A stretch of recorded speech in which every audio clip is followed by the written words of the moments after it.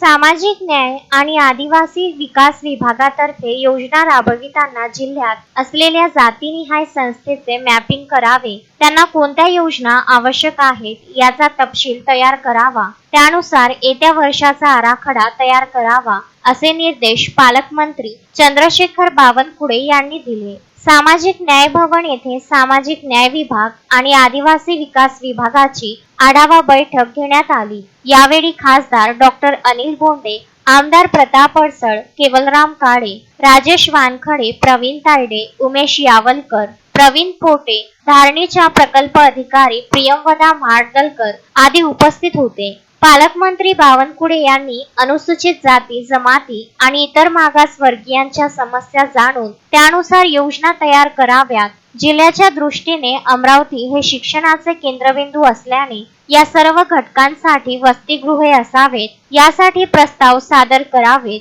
त्यानुसार निधी उपलब्धतेसाठी प्रयत्न करण्यात येतील आणि आवश्यकतेनुसार इमारती तयार झाल्यास येत्या वर्षापासून विद्यार्थ्यांची सोय होईल. तसेच विद्यार्थ्यांच्या दृष्टीने उच्च शिक्षणासाठी जात वैधता प्रमाणपत्र आवश्यक असल्याने कोणत्याही मध्यस्थांशिवाय प्रमाणपत्राची पूर्तता करण्यात यावी. त्यासोबतच प्रत्येक घरी संविधानाच्या उद्देशिकेचे वाटप करावे, जेणेकरून संविधानाबाबत नागरिकांमध्ये असलेला संभ्रम दूर होण्यास मदत होणार असल्याचे त्यांनी सांगितले. दरम्यान पालकमंत्री बावनकुळे यांनी फरशी स्टॉप येथील श्री देवनाथ महाराज पीठाधीश्वर आचार्य जितेंद्रनाथ महाराज यांची भेट घेतली. यावेळी त्यांनी कुसुम लोमटे यांच्या प्रतिमेला पुष्पहार अर्पण करून अभिवादन केले. काही दिवसापूर्वी कुसुम लोमटे यांचे निधन झाल्याने बावनकुळे यांनी ही सांत्वनपर भेट दिली.